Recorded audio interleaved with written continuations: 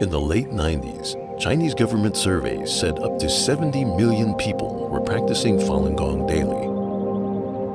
Health bills were decreasing, crime rates were falling, and morality was rising. So why were these people targeted for elimination and organ harvesting?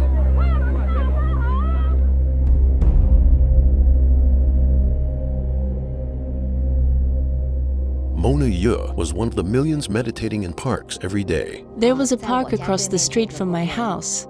Because the first exercise site couldn't hold so many people anymore, it divided into the second, the third, the fourth.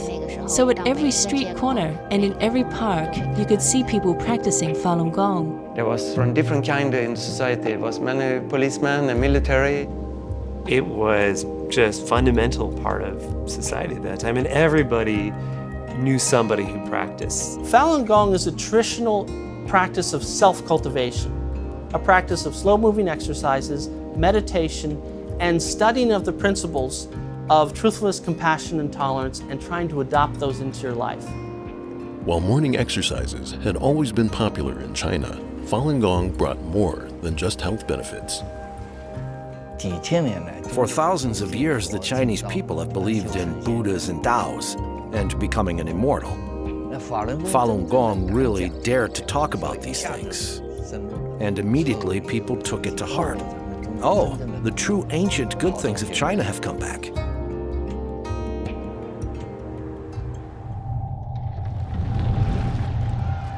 However, after 50 years of political campaigns to destroy traditional beliefs, any revival of spirituality was seen as a threat to communist rule. Since I was 11, I experienced all of the Chinese Communist Party's campaigns. Group after group of good people were targeted. There was no faith, no truth. Falun Gong stood in stark contrast with communist ideology. So it would be very hard for it to be tolerated by the CCP. With more practitioners than members in the Communist Party, the party chief, Jiang Zemin, saw it as a threat to his power and overruled the government's support of Falun Gong.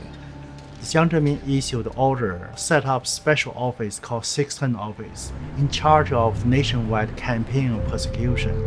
Known as China's Gestapo, the 610 agency was above the law and could use any and all means necessary to achieve its sole mission, to eliminate Falun Gong. The nationwide campaign began July 1999. People were disappearing. I couldn't find my friends. One day there were 30 of us in the park, and the next day they're gone. And in the middle of the park, tacked on the tree, was a government declaration that this has been outlawed. First time I heard about the persecution, I didn't believe it at the first. And when I heard my mom was into labor camp, I was very worried. And later on, my sister was put in the labor camp. My younger brother was put into jail. Basically, my family just torn apart.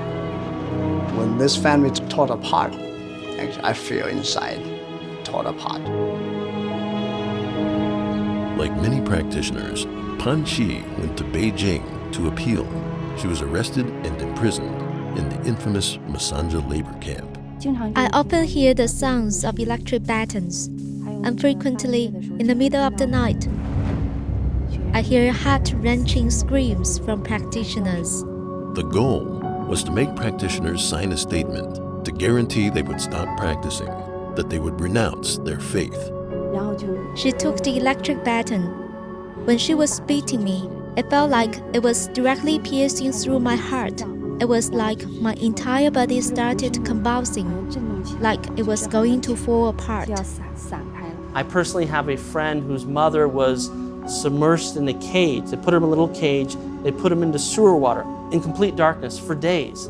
These are the different methods they're using on Falun Gong practitioners around the country, trying to transform them.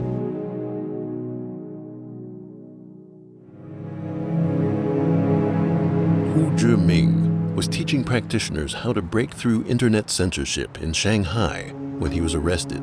Police did not know what I did, but they knew that I practiced Falun Gong. So they arrested me first.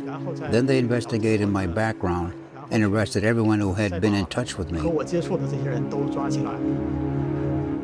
After 2 years of interrogation, he was sentenced to 4 years at a Shanghai prison for teaching others to visit Mingwei.org, which reports daily on the persecution. Every morning after I woke up, I was taken to a room and forced to sit about 1 meter away from the TV set and forced to watch videos slandering Falun Gong. This kind of brainwashing did not work. So they changed to another approach, which was intensive slave labor.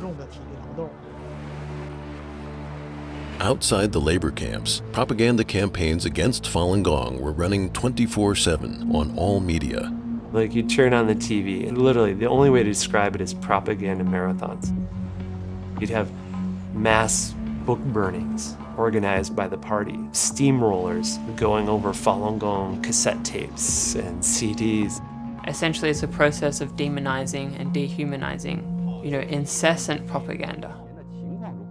In January 2001, Chinese Central Television broadcast this news that people were setting themselves on fire in Tiananmen Square, and they claimed that these were Falun Gong practitioners.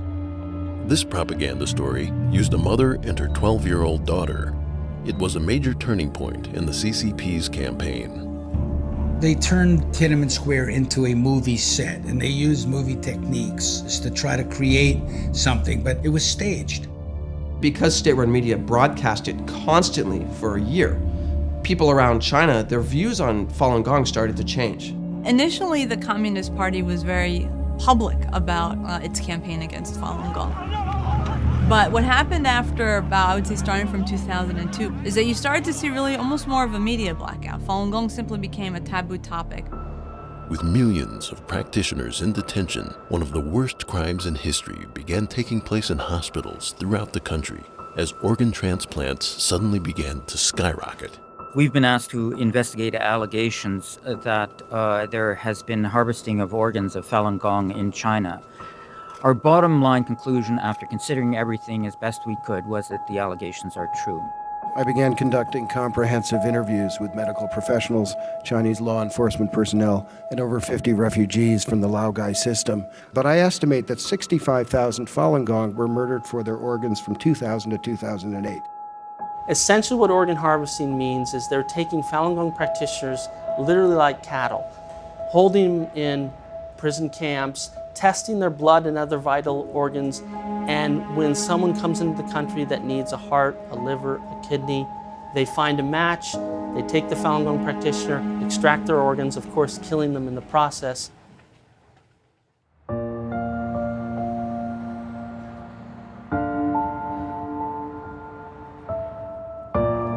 It is literally life and death for many of the upper echelon of the party members that run China to not let the Falun Gong story be told.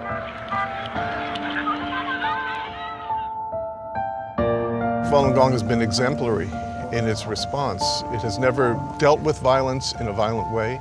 It's always responded with forbearance, with love, with truth, with patience, and ultimately that's going to prevail.